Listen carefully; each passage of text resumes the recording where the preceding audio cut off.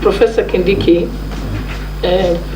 I know this is within your knowledge that the Maraga Task Force on Police Reforms identified many challenges in the National Police Service, the Kenya Prison Service, and the National Youth Service as underfunding, endemic corruption, poor handling of human capital and development.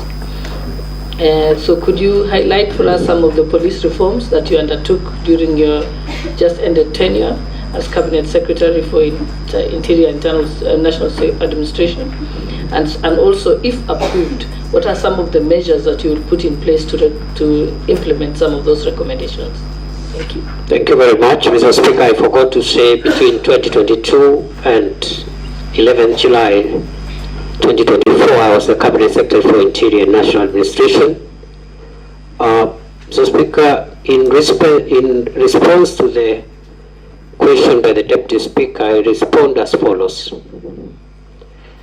That the task force that was established to recommend legal, policy, institutional, and other reforms in the National Police Service and the Kenya Prison Service made far-reaching recommendations on a number of issues, including welfare issues, leadership and accountability issues, career progression and succession management in the National Police Service, and also operational capabilities, equipment, and so forth. Mr. Speaker, sir, that task force recommended 221 recommendations that require administrative action. It also recommended a further 178 recommendations which require funding but do not require any changes in law or policy. The task force recommended another 177 recommendations which may not require funding but require legislative and policy changes. And finally, the task force recommended 23 recommendations in connection with the National Police Service, not the Kenya Prison Service. 23 of them that require consultations and concurrence with the National Security Council.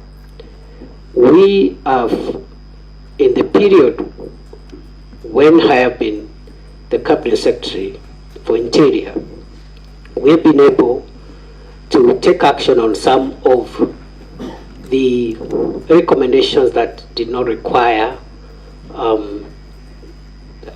legal or policy changes. For example, we've rolled out a massive police equipment modernization program, which will be rolled out in 5 years.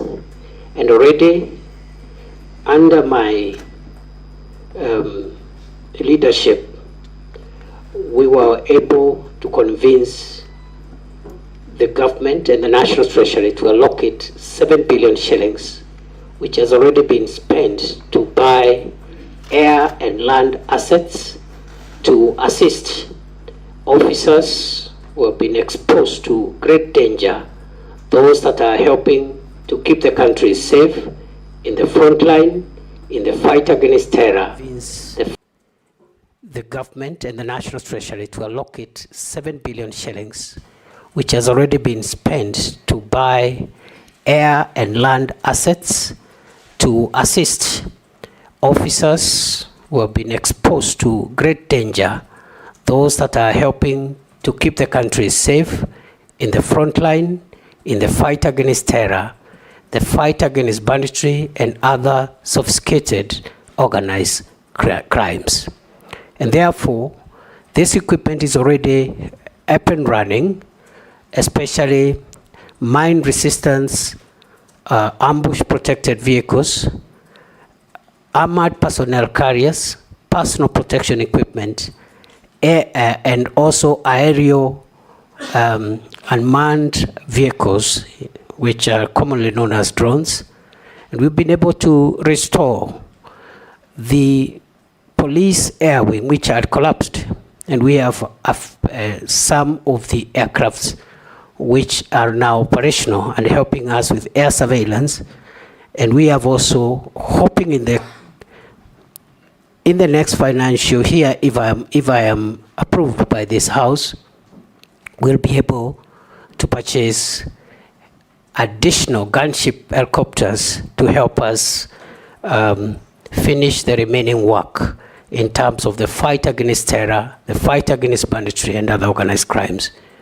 Mr. Speaker, I also need to point out that because of the grave issues around leadership and succession management and career progression in the National Police Service, during my 21 months as the Cabinet Secretary for Interior, we've been able to put in place, operationalize the National Police Leadership Academy, which we opened, His Excellency the President opened in Gong.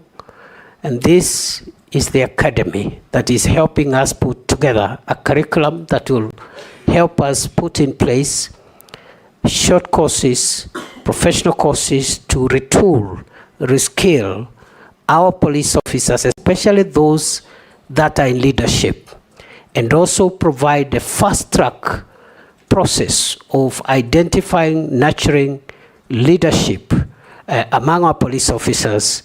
And therefore, going forward, with the academy now operational, we believe that in the next few years, we're going to inculcate not only fast succession management and career progression program, but also we're going to have a very motivated leadership within our police officers. We have also, of course, taken action around welfare issues. Already the increments for the first increments that were proposed by the task force have already been put in place. We have also, in terms of giving motivation to our officers, also operationalized the National Police Service Hospital, which is supposed to take care of those who are injured in the front line so that they are not exposed to health or even subsequent risks when they visit ordinary hospitals. So by and large, that's what we've done. And finally, on the proposals that require legislative reforms and policy reforms, we have formulated about 6 pieces of legislation which are ready. They are just waiting for stakeholder participation, and then they'll be conveyed to Parliament through Cabinet. And if I can highlight this as I end that response, Mr. Speaker, they include number 1, the National Police Service Amendment Bill 2024, the National Police Service Commission Amendment Bill 2024, the National Forensic Laboratory Services Bill 2024. We have also formulated a bill which will also assist us in the leadership and the command oversight in the National Police Service. I submit. Thank you, Majority Leader.